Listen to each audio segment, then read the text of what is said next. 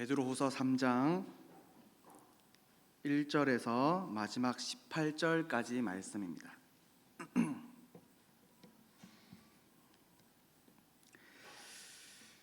제가 하나님의 말씀을 봉독하겠습니다. 천천히 눈으로 따라와 주시면 감사하겠습니다. 사랑하는 자들아, 내가 이제 이 둘째 편지를 너희에게 쓰노니 이 두 편지로 너희의 진실한 마음을 일깨워 생각나게 하여 곧 거룩한 선지자들의 예언한 말씀과 주 되신 구주께서 너희의 사도들로 말미암아 명하신 것을 기억하게 하려 하노라. 먼저 이것을 알지니 말세에 조롱하는 자들이 와서 자기 정욕을 따라 행하며 조롱하여 이르되 주께서 강림하신다는 약속이 어디 있느냐. 조상들이 잔 후로부터 만물이 처음 창조될 때와 같이 그냥 있다 하니 이는 하늘이 옛적부터 있는 것과 땅이 물에서 나와 물로 성립된 것도 하나님의 말씀으로 된 것을 그들이 일부러 잊으려 함이로다.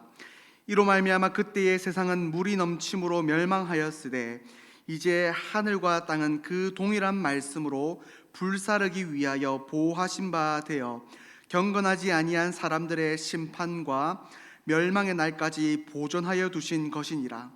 사랑하는 자들아, 주께는 하루가 천년 같고 천년이 하루 같다는 이 한 가지를 잊지 말라. 주님의 약속은 어떤 이들이 더디다고 생각하는 것 같이 더딘 것이 아니라 오직 주께서는 너희를 대하여 오래 참으사 아무도 멸망하지 아니하고 다 회개하기에 이르기를 원하시느니라. 그러나 주의 날이 도둑같이 오리니 그날에는 하늘이 큰 소리로 떠나가고 물질이 뜨거운 불에 풀어지고 땅과 그 중에 있는 모든 일이 드러나리로다. 이 모든 것이 이렇게 풀어지리니 너희가 어떠한 사람이 되어야 마땅하냐.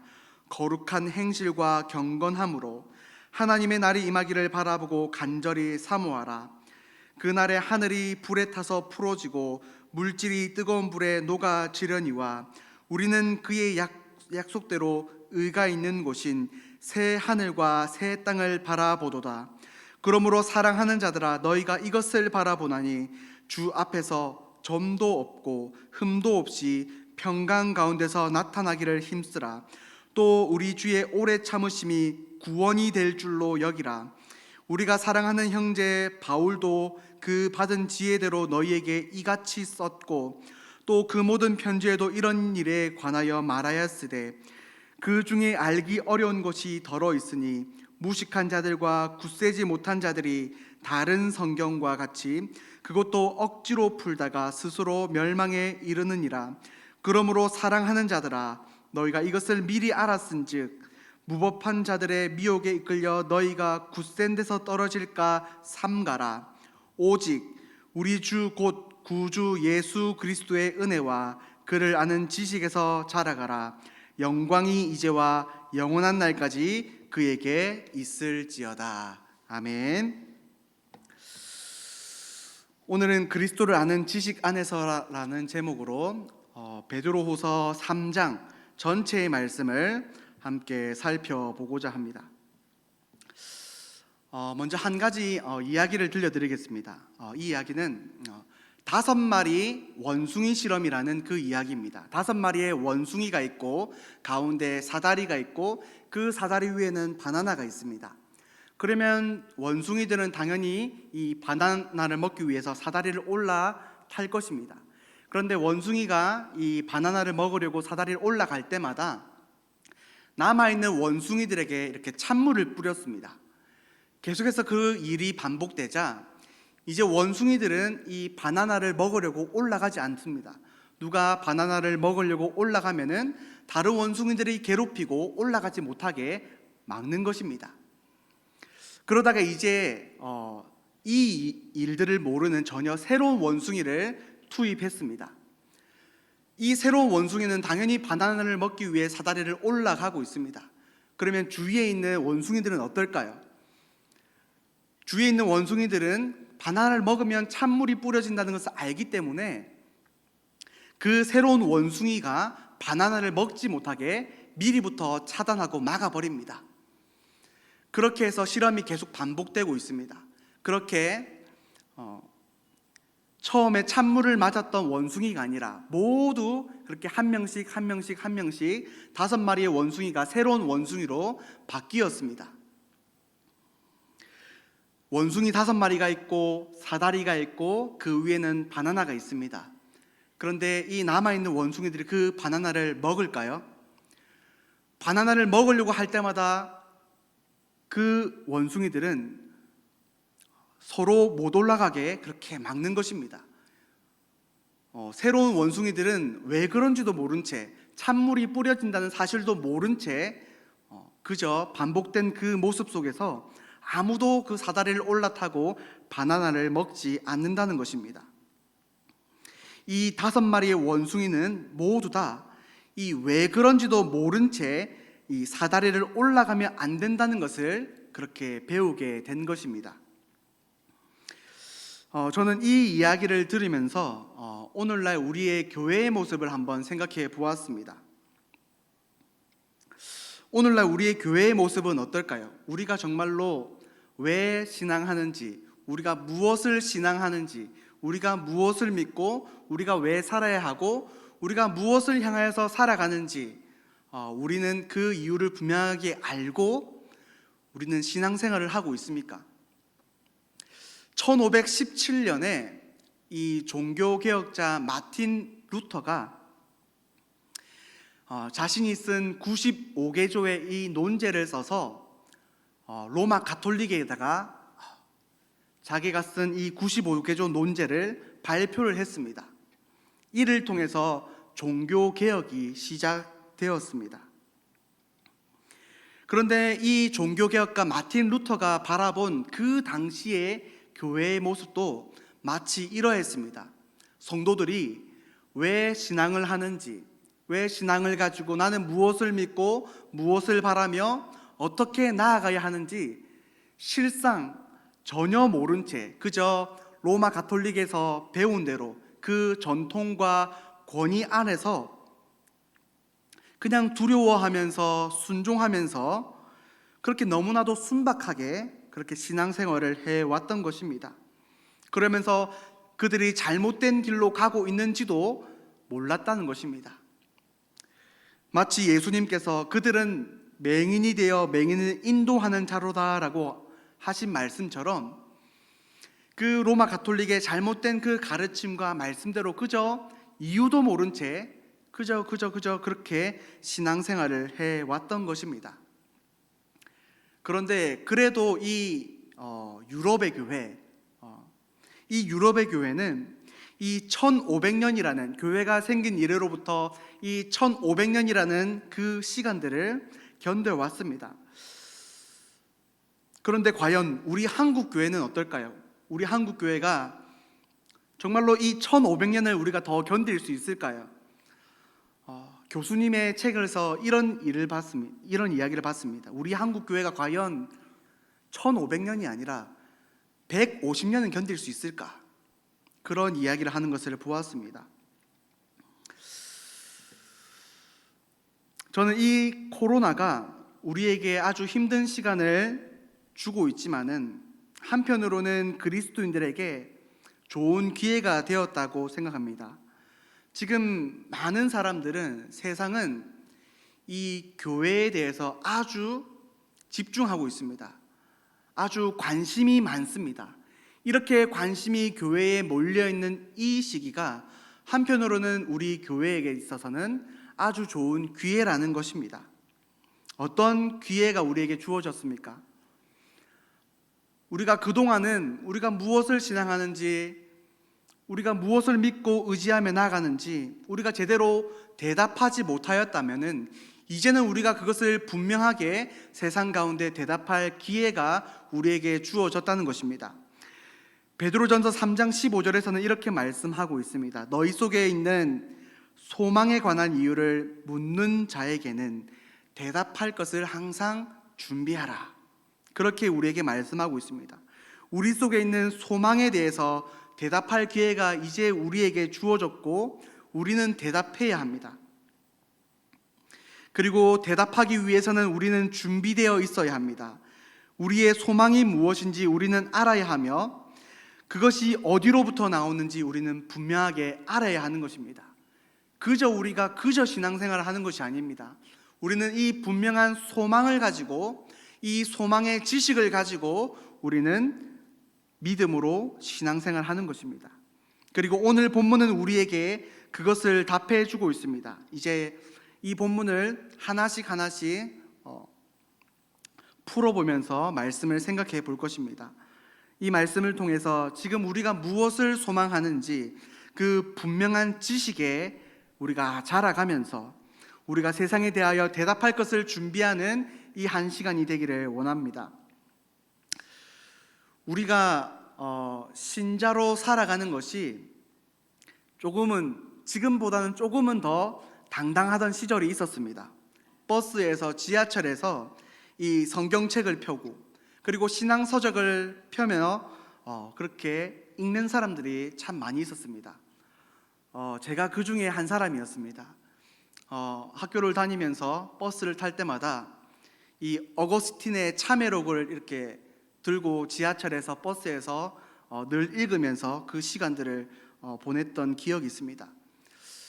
그 당시 제가 한 10년 전인데 제가 느꼈던 그 느낌이 어떤 느낌이었냐면 어거스틴의 참회록이 이 성경책만큼이나 두껍습니다. 이 두꺼운 책을 딱 들고 다니면서 아주 위풍당당하게 그렇게 많은 사람들이 저를 보기를 원하면서, 또 많은 사람들이 무슨 책을 읽는지 궁금해하기를 바라면서 그러면 참회록을 보는구나, 그러면 거기에 조금이라도 더 관심을 가지지 않을까, 그렇게 생각하면서 조금은 당당하게 그렇게 성경책을 읽고 또 이렇게 신앙서적을 읽었던 그럴 때가 생각이 납니다. 그런데 요즘 이제 이렇게 보다 보면은 휴대폰이 발달하기도 했지만은 이 성경책을 들고 다니거나 그렇게 하는 모습들이 참 잘 보기가 어렵습니다. 어쩌면은 오히려 성경책을 이렇게 들고 다니는 것이 한편으로는 부끄러울 정도로 뭔가 성경책을 내가 이렇게 들고 있으면 더 잘 보여야 하고 더 잘해야 할 것 같은 그 부담감과 또 많은 사람들의 그 눈총 때문에 참 믿음을 지키고 이 믿음을 자랑하는 것이 쉽지 않은 때가 왔습니다. 이제는 어떤 때가 우리에게 왔습니까? 이제는 핍박을 받으면서 믿음을 지켜야 할 때가 우리에게 왔습니다. 그런데 이 베드로후서 이 서신을 보내던 시절도 오늘날과 결코 다르지 않았습니다. 이 AD 70년, 기원 후 70년에 이 예루살렘에 있는 헤롯 성전이 파괴가 되었습니다. 이 말은 어떤 의미를 가지고 있냐면은 이 로마에 의해서 지금 이스라엘이 엄청난 핍박을 받고 있다는 것입니다. 이 서신이 바로 그 예루살렘에 있는 헤롯 성전이 파괴되기 전에 한 4, 5년 전에 기록이 된 것입니다.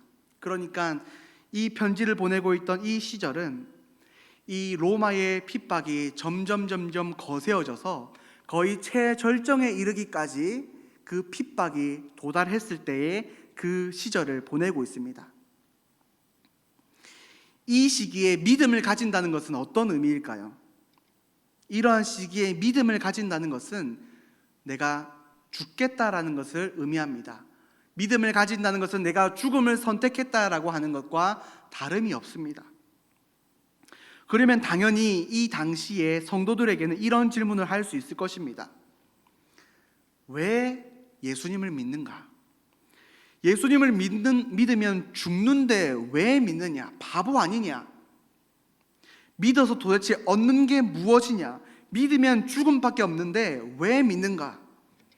세상 사람들이 질문하고 세상 사람들이 바라보는 시각입니다. 그런데 이런 질문이 오늘날 우리에게도 계속해서 다가오고 있습니다. 이러한 상황 속에서 베드로는 성도들에게 우리가 가진 이 소망, 우리가 가진 그 소망에 관해서 더욱더 굳세게 할 필요가 있었던 것입니다. 그래서 이 베드로 후서를 기록하고, 그리고 오늘 우리가 읽은 말씀은 그 베드로가 소망에 관해서 이야기하면서 마지막으로 우리에게 들려주는 그 말씀입니다. 이제 이 말씀을 하나하나 살펴보도록 하겠습니다. 말씀을 눈으로 보시면서 쫓아와 주시면 감사하겠습니다.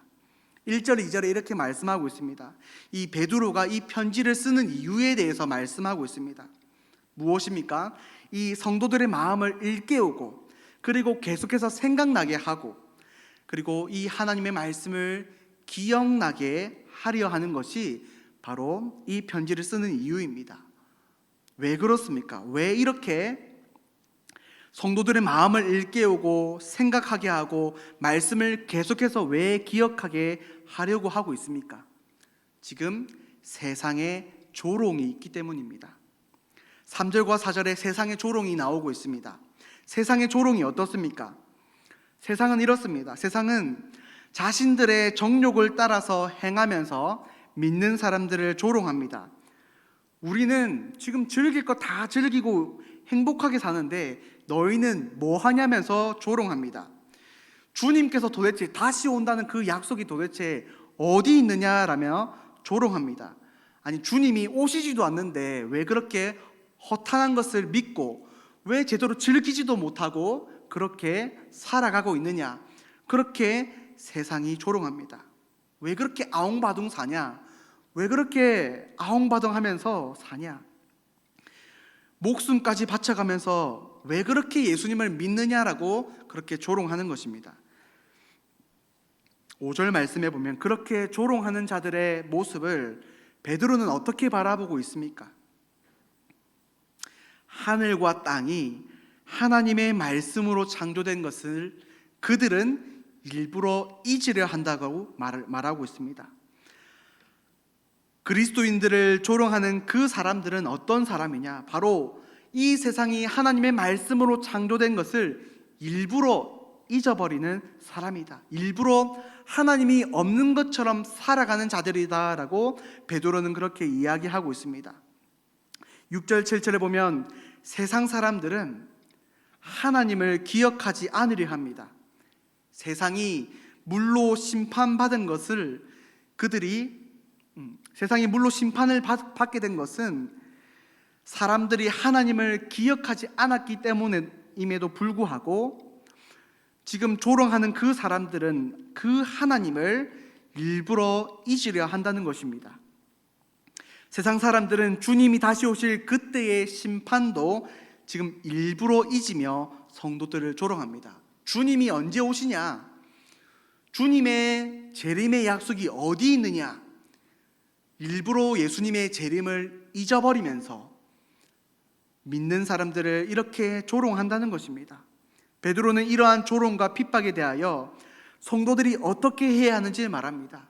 이러한 조롱이 오늘날 우리에게도 있지만 그럼에도 불구하고 우리가 어떻게 해야 하는지를 그 소망에 관해서 이야기하는 것입니다. 8절 말씀에 보면 이렇게 말씀하고 있습니다. 사랑하는 자들아, 하나님이 어떠하신 분인 것을 기억하라. 하나님이 어떤 분이신지를 기억하라. 하나님은 하루가 천년 같고 천년이 하루 같다라는 이 한 가지를 잊지 말라. 그러면서 하나님이 어떤 분이신가를 말씀하고 있습니다. 세상 사람들은 이렇게 말합니다. 하나님을 일부러 잊으려 합니다. 그렇지만 베드로는 성도들은 하나님이 어떤 분이신가를 잊지 말라고 강조하는 것입니다. 우리는 짧은 인생을 살아가는 그런 사람들이지만은 우리와 대조하여 하나님은 어떤 분이십니까? 영원하신 하나님이시라는 것을 기억하라는 것입니다. 하나님은 하루가 천년 같고 천년이 하루 같으신 분이십니다. 영원하신 분이십니다. 세상은 지금 하나님을 일부러 잊으려 하지만은 성도들은 더욱더 하나님을 기억해야 한다라고 말씀하고 있는 것입니다. 9절 말씀에 보면은 계속해서 세상 사람들은 조롱합니다. 주님이 도대체 언제 오시냐고 그렇게 조롱합니다. 그러나 주님이 이렇게 늦게 오시는 것은 무엇이라고 말씀하고 있습니까? 주님이 이렇게 늦게 오시는 것은 진짜로 늦게 오시는 것이 아니라 주님의 오래 참으심이라고 말씀하고 있습니다. 주님의 이 오래 참으심은 우리에게는 아주 긴 인내를 요구합니다. 하지만 그것은 우리에게 은혜입니다. 왜냐하면 우리에게 회개할 시간을 주시기 때문입니다.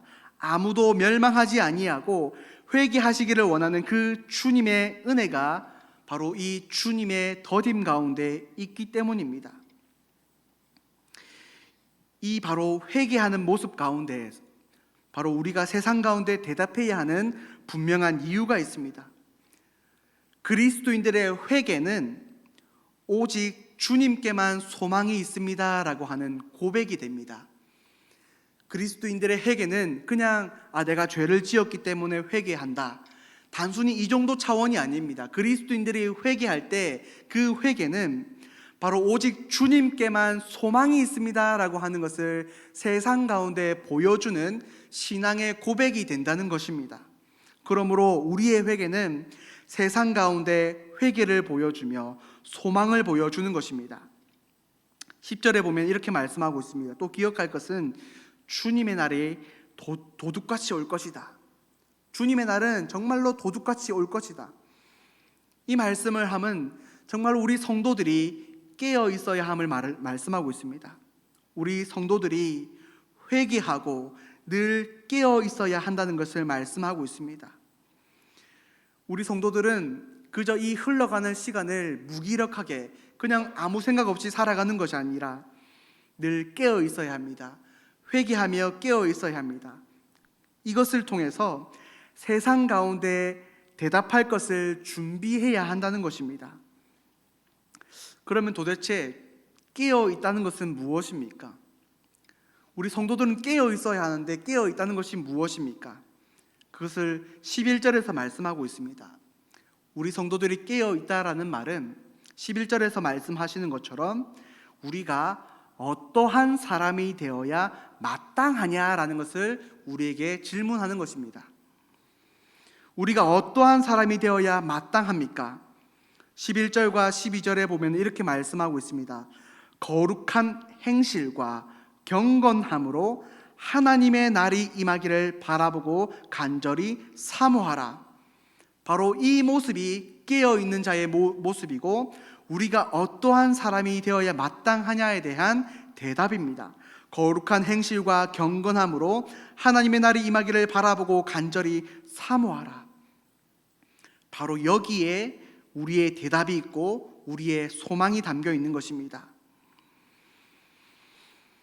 우리가 이렇게 거룩한 행실과 경건함으로 살아가는 이것은 우리의 소망이고, 이 소망은 근거 없는 소망이 아니라 13절에 말씀하시는 것처럼 약속이 있는 그 의에 근거한 우리의 소망입니다.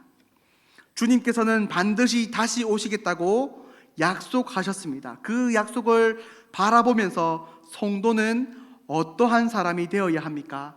거룩한 행실과 경건함으로 대답하는 것을 준비하는 자가 되어야 합니다. 이 모습이 바로 우리가 가진 그 소망에 대해서 세상 사람들에게 대답하는 모습이라는 것입니다. 우리에게는 참된 소망이 있습니다. 우리에게는 어떤 소망이 있습니까? 주님께서 약속해 주신 소망이 있습니다. 13절에 그 소망이 무엇입니까? 바로 새 하늘과 새 땅입니다. 주님이 다시 오실 그때에 우리 가운데는 새 하늘과 새 땅이 이루어질 것입니다. 그러므로 우리는 이 새 하늘과 새 땅을 기억하고 소망하면서 우리는 눈을 이 땅에 두는 것이 아니라 하늘에 두어야 합니다. 하나님 우편에 앉아 계신 그 예수 그리스도를 바라보기 위하여서 우리의 시선을 하늘에 두어야 합니다. 세상을 창조하신 주님을 이 세상 사람들은 일부러 잊어버리려고 하지만은 우리들은 더욱더 기억하여서 그 창조주 하나님을 바라보아야 합니다. 악이 창궐할 때에 물로 세상을 심판하신 하나님을 세상은 일부러 잊으려 합니다. 하나님이 없는 것처럼 살아가려 합니다. 그러나 우리는 분명히 물로 세상을 심판하신 그 하나님을 기억해야 합니다. 그러면서 동시에 바로 다시 오실 그 주님을 우리는 기억하고 소망하며 바라보아야 하는 것입니다. 우리에게 이러한 소망이 있는 것입니다. 그러면 이러한 소망이 있는 사람들은 어떻게 살아야 합니까? 한 번 더 이야기하고 있습니다. 14절에 보면은 주 앞에서 점도 없고 흠도 없이 평강 가운데 나타나기를 힘쓰십시오라고 말씀하고 있습니다. 이것은 11절에서 말씀하신 것과 동일합니다.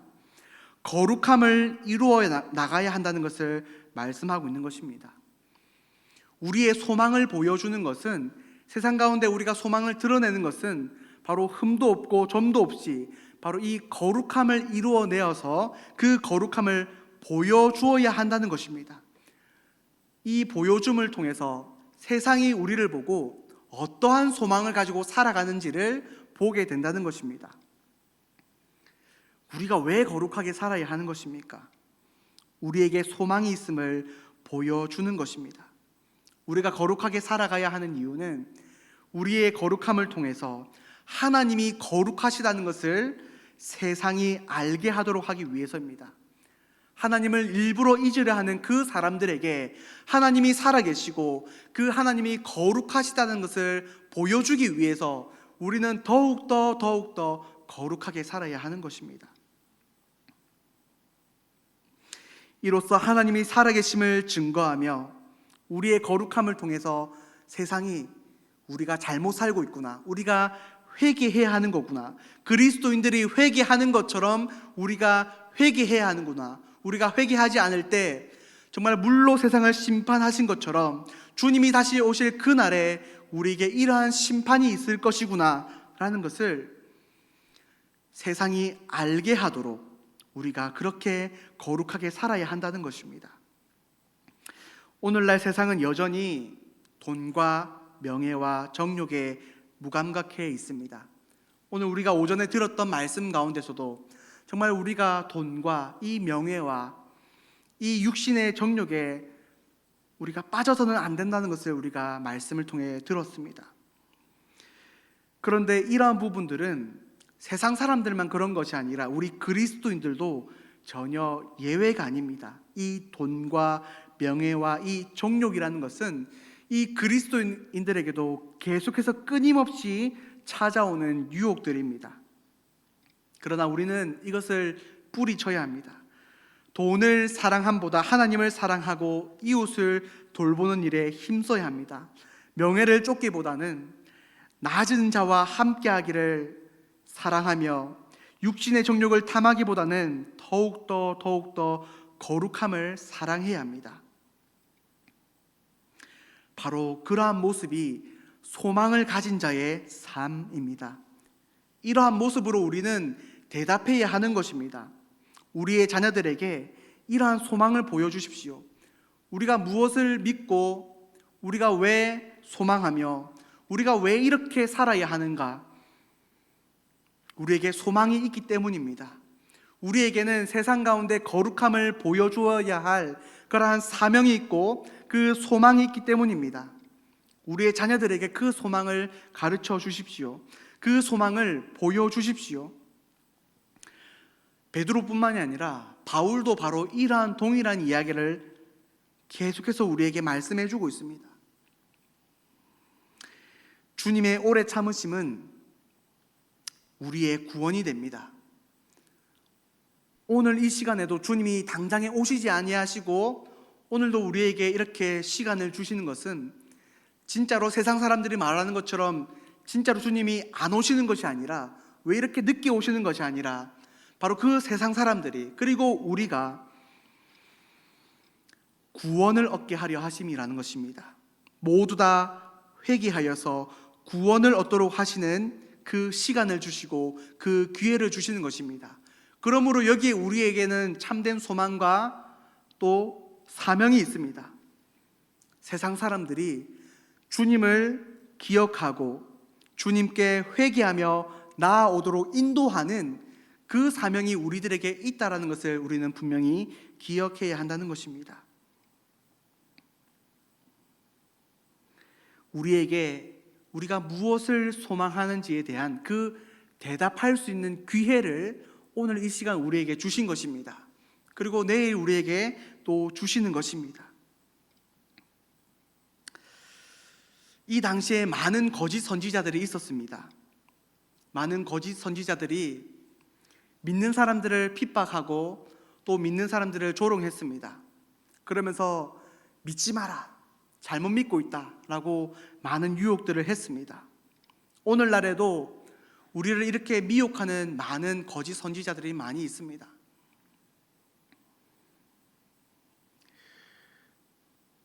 오히려 교회보다도 이 신천지가 더 유명해지는 것 같고 또 이단들이 더 유명해지는 것 같습니다. 이제 신천지가 이게 비밀스럽게 전도를 하지 아니하고 이제 이 신천지는 코로나 이후에 어떻게 하고 있습니까? 그냥 대놓고 포교를 하고 있습니다. 그러한 가운데 정말로 진리를 알고 있고 참된 소망을 알고 있는 우리가 신천지가 도저히 말할 수 없을 정도로 우리가 더욱더 이 소망을 드러내야 한다는 것입니다. 그래서 우리는 우리 주 곧 구주 예수 그리스도의 은혜와 그를 아는 지식 가운데서 날마다 자라가야 됩니다. 오늘 하루만 자라가는 것이 아니라 날마다 계속해서 매일매일 자라나야 합니다. 우리가 매일매일 그리스도를 아는 그 지식 안에서 자라갈 때 우리 가운데 우리가 어떠한 소망을 가지고 있는지가 더욱더 풍성해질 것입니다. 우리가 세상 가운데 어떠한 소망을 전해 주어야 하는지가 매일매일 풍성해질 것입니다. 우리가 회개하고 우리가 거룩하게 살아가야 하는 그 이유가 바로 세상 가운데 이 소망을 전해주는 그 대답할 기회가 된다는 것을 알게 될 것입니다. 그래서 우리는 날마다 그리스도를 아는 그 지식 가운데 나아가야 합니다. 왜냐하면 그리스도께서 우리의 소망의 근원이시자 소망 그 자체이시기 때문입니다. 우리는 그 소망이신 그리스도를 향하여서 베드로가 찬양한 것처럼 이렇게 찬양하면서 날마다 그 지식에서 자라나야 됩니다. 무엇이라고 마지막에 찬양하고 있습니까? 영광이 이제와 영원히 주님께 있습니다. 아멘. 우리가 이 찬양을 드리면서 소망이 주님께 있음을 우리가 기억하면서 그리스도 안에서 날마다 자라나기를 우리는 힘써야 하는 것입니다. 말씀을 정리하겠습니다. 사랑하는 성도 여러분, 하나님의 날을 사모하십시오. 주님은 다시 오십니다. 그 주님은 우리의 소망이십니다. 주님이 다시 오실 그 날에 새 하늘과 새 땅이 이루어질 것입니다. 거기에 우리의 참된 소망이 있습니다.